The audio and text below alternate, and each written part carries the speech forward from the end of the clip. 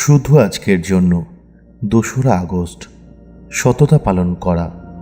যখন আমরা ফাঁদে আটকে পড়েছি অথবা খুব চাপে আছি বলে অনুভব করি, সেই সময় সৎ থাকার জন্য প্রচুর পরিমাণ আধ্যাত্মিক এবং মানসিক শক্তির প্রয়োজন হয়। বেসিক টেক্সট, পৃষ্ঠা নাম্বার ১০২। কোনো একটা কঠিন পরিস্থিতি থেকে বেরোনোর জন্য আমরা অনেকেই নানা অসৎ উপায় চেষ্টা করেছি, কিন্তু তারপরে আমাদের মাথা নত করে সত্যি কথাটা স্বীকার করতে হয়েছে।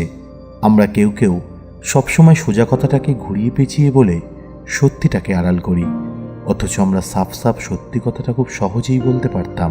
যতবার আমরা সততার রাস্তাটাকে এড়িয়ে চলার চেষ্টা করি, প্রতিবারই আমাদেরকে তার ফল ভুগতে হয়। সততা হয়তো অস্বস্তিকর হতে পারে, কিন্তু অসৎ পথে আমাদের যে ঝামেলাগুলি সহ্য করতে হয় সেটা সত্যি কথা বলার অস্বস্তির থেকে অনেক বেশি কষ্টকর।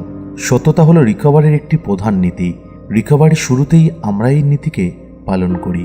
যখন আমরা স্বীকার করি যে আমরা শক্তিহীন, নিয়ন্ত্রণহীন, কল্পনার দুনিয়ায় জীবনযাপন করব নাকি জীবনের স্বার্থে জীবনযাপন করব, যতবার এই প্রশ্ন দুটো আমার সামনে হাজির হয় ততবারই আমরা সততার নীতি পালন করে চলি।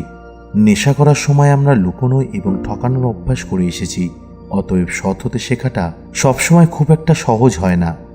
যখন আমরা নতুন অভ্যাস মতো সত্যি কথাটা বলতে চাই, তখন হয়তো আমাদের গলায় আওয়াজ বেরোতে চায় না, কিন্তু অল্প দিনের মধ্যেই নিজেদের মুখের সত্যি কথার আওয়াজ আমাদের সমস্ত সন্দেহ দূর করে দেয়। সততার অনুভূতিটা বড় ভালো অনুভূতি। মিথ্যাকে সঙ্গে নিয়ে বাঁচার চেয়ে সত্যির সঙ্গে বাঁচাটা বেশি সহজ। শুধু আজকের জন্য জীবনের সমস্ত চাহিদা এবং চাপের মধ্যেও আমি সততার সাথে জীবনকে আঁকড়ে ধরে চলব।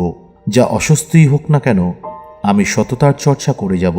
নেশামুক্ত থাকার জন্য এবং আমার রিকভারির প্রচেষ্টায় সততা কোনো ক্ষতি তো করবেই না, বরঞ্চ সাহায্য করবে।